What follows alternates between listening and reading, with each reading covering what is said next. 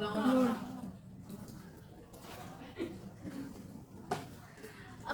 udah siap semuanya? Siap. Assalamualaikum warahmatullahi wabarakatuh. Selamat siang semuanya. Siap. Karena kemarin kita udah belajar tentang jurnal pembelian, sekarang kita lanjutin tentang jurnal penerimaan kas sama jurnal pengeluaran kas di perusahaan dagang. Sebelum masuk ke materi, mau tanya dulu, ada yang nggak masuk nggak hari ini? Hadir semua, Bu. Oke, karena udah hadir semua, kita berdoa yuk. Berdoa dimulai.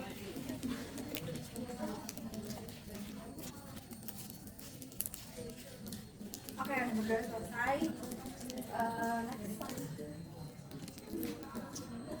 Oke, di topik pembahasan hari ini kita membahas tentang jurnal penerimaan kas. Terus habis itu kita bahas jurnal pengeluaran kas, sama terakhir kita kuis. Oke, sebelum masuk ke materi tentang jurnal khusus di perusahaan dagang, kalian ada yang tahu nggak sih perbedaan perusahaan dagang sama perusahaan jasa?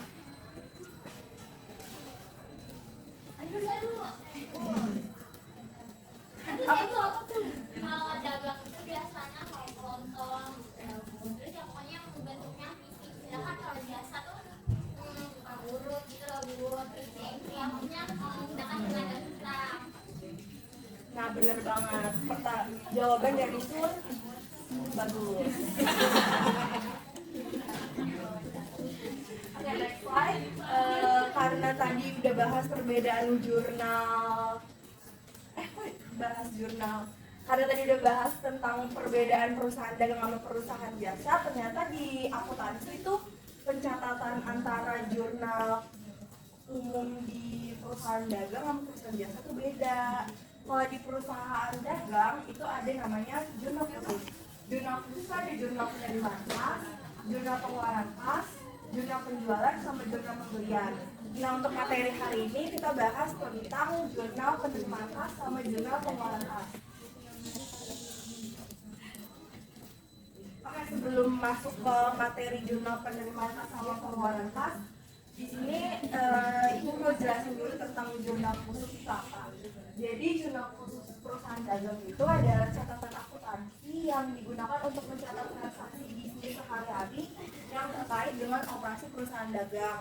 Jadi bisa disimpulkan kalau misalnya jurnal khusus itu adalah pencatatan transaksi setiap harinya jika ada transaksi di perusahaan dagang. Misalnya kalau ada transaksi pembelian, masuknya ke jurnal pembelian.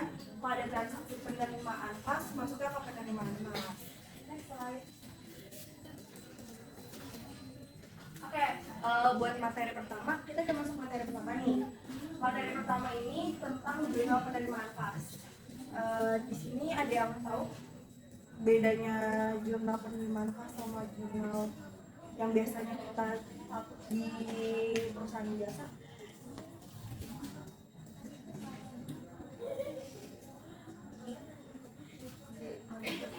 Saya. Jadi gini aja.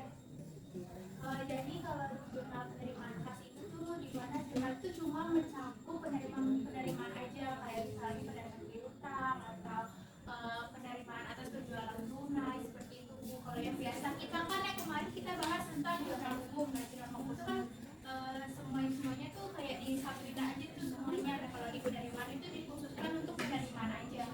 Oke, makasih Bella jawabannya. Jawabannya bagus. Jadi kita bisa simpulkan dari jawaban Bella sama pengertian di sini kalau misalnya jurnal penerimaan kas itu adalah jurnal yang ketika perusahaan itu mendapatkan kas, dia akan mencatat transaksi tersebut. Oke, di sini bakal membahas sumber utama apa sih penerimaan kas ini. Pertama, ada penanaman modal pemilik atau investasi. Di sini maksudnya kalau misalnya pemilik perusahaan dagang atau misalnya ada investor mau nanam modal perusahaan dagang, itu akan masuk ke jurnal penerimaan kas. Terus yang kedua itu juga kalau misalnya perusahaan dagang itu ada catatan transaksi tentang penjualan tunai, itu bakal masuk ke penerimaan kas. Terus ada penerimaan bunga, dividen atau sewa dan lain-lain. Ketika perusahaan menerima bunga dari perusahaan lain atau misalnya menerima dividen atau menerima biaya sewa, perusahaan akan mencatat transaksi tersebut ke penerimaan kas. Oke, selanjutnya tentang jurnal pengeluaran kas. Di sini jurnal pengeluaran kas merupakan pencatatan transaksi di akuntansi yang digunakan dalam suatu sistem akuntansi guna pengeluaran kas. Jadi maksudnya kalau misalnya perusahaan itu ngeluarin uang secara tunai, bakal dicatat sama akuntannya itu masuk ke dalam jurnal pengeluaran kas. Oke, sama kayak tadi sumber utama di penerimaan kas, di sini juga ada sumber utama dari pengeluaran kas. Sumber utama pengeluaran kas itu pastinya pembelian secara tunai. Maksudnya pembelian secara tunai itu gimana sih? Pembelian secara tunai itu kalau misalnya kita itu perusahaan itu mau beli perlengkapan, peralatan kantor, terus habis itu mau beli barang dari perusahaan lain, nah itu maksudnya kalau pembelian secara tunai kalau dia melakukan transaksi secara tunai. Terus yang kedua ada pelunasan utang atau biaya lain-lain. Nah perusahaan itu pasti ngelakuin transaksi utang. Jadi ketika dia melunasin utang ke perusahaan lainnya, dia bakal mencatat transaksi tersebut ke jurnal pengeluaran kas. Terus kalau misalnya pelunasan biaya lain-lain itu maksudnya kalau misalnya perusahaan itu utang di biaya gaji, biaya sewa, nah nanti dia akan catat kalau dia udah lunas, dia akan catat ke pengeluaran kas. Next slide. Nah di sini ada contoh soal dari transaksi PT Sejahtera. Menurut kalian nomor satu tuh masuknya ke jurnal penerimaan kas atau jurnal pengeluaran kas? Pengeluaran kas. Penerimaan kas. Kayak benar. Kalau misalnya nomor 2? Pengeluaran. Oke, udah pinter-pinter ya. Iya, makasih dong Bu. Oke, siapa yang mau maju? Di sini ibu udah buat jurnalnya. Ada yang mau maju nggak? Untuk nomor 1 sama nomor 2.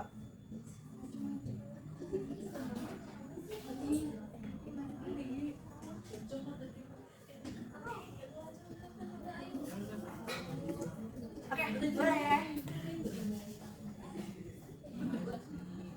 Oh, satu dulu deh, nomor 1 dulu.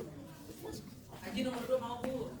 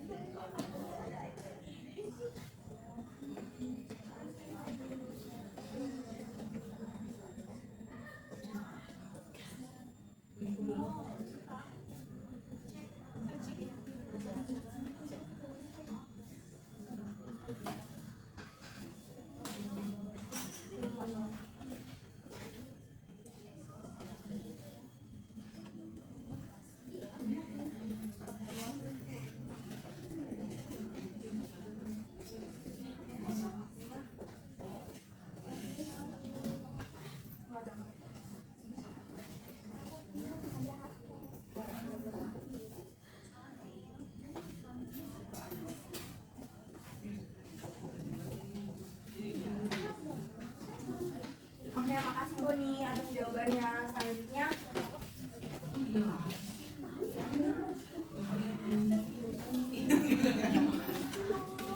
Haji mau, kasihan dia. Mau sih.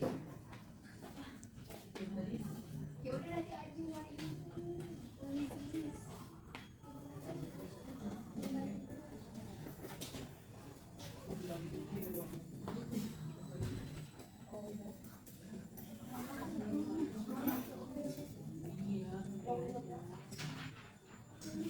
Kekurangannya ke dulu. Tidur.